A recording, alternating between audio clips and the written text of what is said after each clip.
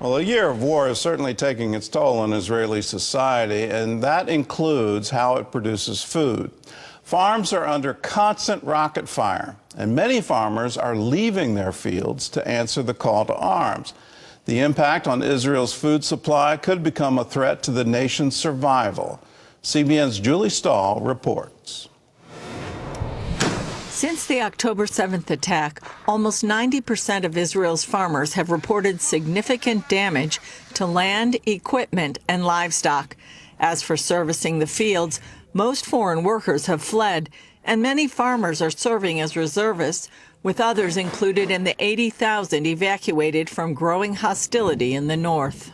First of all, the agriculture in Israel is in danger because most of the fields are on the borders. This threat resulted in a rapidly convened conference on Israel's food security that included agriculture experts such as Dr. Liron Amdur and Yoel Zilberman of HaShomer HaChadash, an organization focused on preserving the land and helping farmers. Zilberman tells CBN News the war has highlighted the vulnerability of the food supply because so much is imported. We know that there is one port that got closed because of the Houthis nearby, like in the Red Sea, nearby Eilat, and the danger on our ports is, like the risk is very, very high in Haifa and Ashdod. He also added declining food production as a critical threat. Today we are dependent on Ukraine. Today we are dependent on Turkey. Today we are dependent on Jordan. It's unbelievable. Amdur revealed that on the Global Food Security Index, Israel received a 0 in commitment to food security policy and food accessibility. About 80% of our calories come from imported food, and especially cereal, which is the basics for what we eat, but also for what the livestock eats, okay? So if we don't have cereals, then we don't have milk, we don't have meat, we don't have eggs, okay? And we hardly produce any. In Israel, we produce less than 10% of what we consume.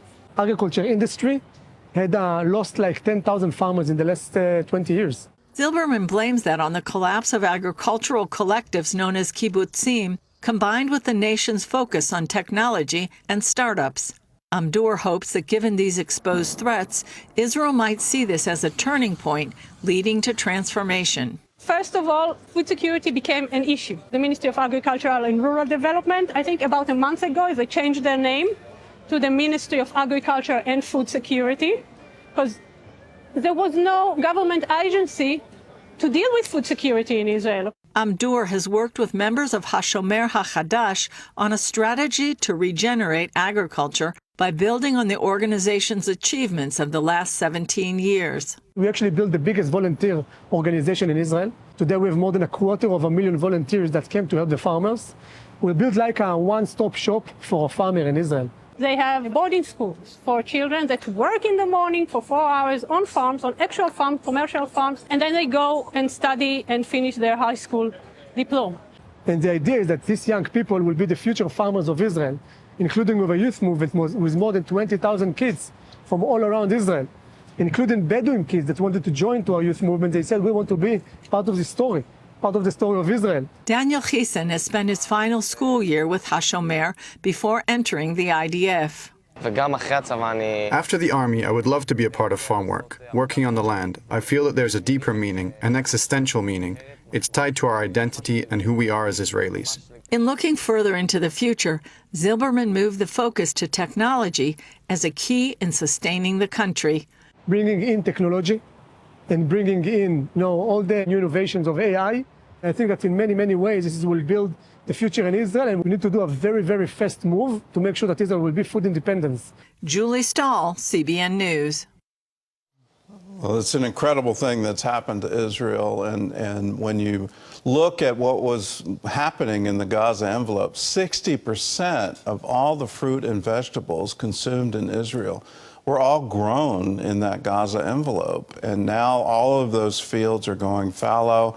The fruit isn't being picked. All of this is happening because of this horrible war. Now, Israel is rallying together. I saw it firsthand when I was there. A group of the elderly from Jerusalem came down. They volunteered their time. They were obviously quite skilled in what they were getting into. because they all were wearing these big hats and all this arm protection, hand protection, because they'd gone there before without that, and the scratches were still there on their arms, but they came back because they believed in Israel. It's amazing how they're coming together, how they're all volunteering and being as one and supporting this wonderful idea that the Jewish people have a right to their homeland. They have a right to self-determination. They have a right to be what Isaiah said so long ago, a light to the nations. It's an incredible story, and you can watch this story on a new documentary that CBN Films has put together. It's called The Genius of Israel.